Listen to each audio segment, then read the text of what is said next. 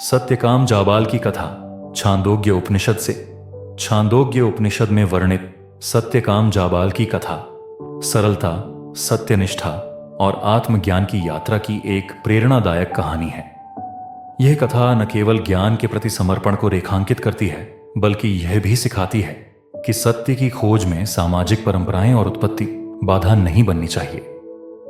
बहुत समय पहले सत्यकाम नामक एक बालक अपनी मां जाबाला के साथ रहता था। वह एक साधारण परिवार से था और सत्य की खोज में उसे अपार रुचि थी।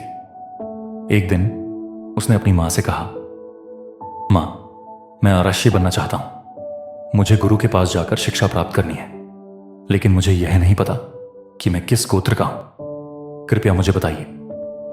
जाबाला ने अपने बेटे की ओर देखा। वह एक सच्ची और साहसी स्त्री थी।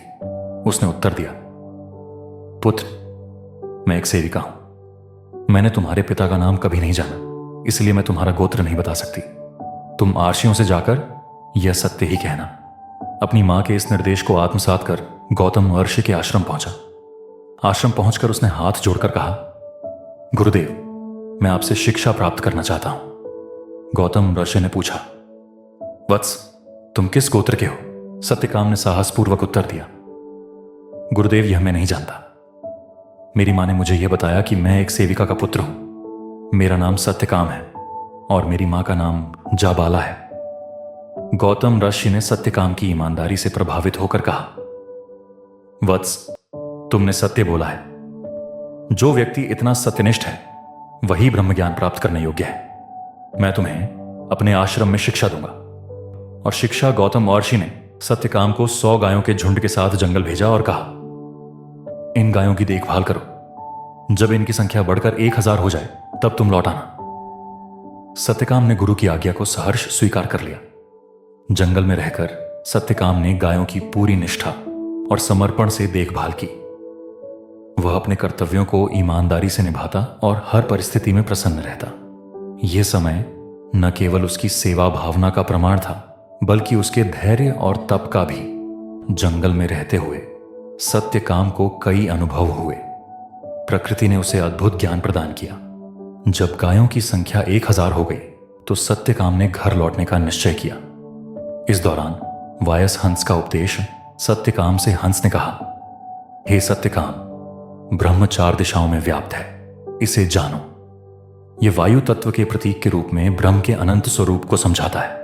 गाय का उपदेश, गाय ने कहा, ब्रह्म प्रकाशमय है, इसे हर स्थान में देखा जा सकता है, यह सत्य का ही स्वरूप है। अग्नि का उपदेश, अग्नि ने उसे बताया, ब्रह्म ऊर्जा और प्रकाश है, इसे अपने अंदर प्रज्वलित करो।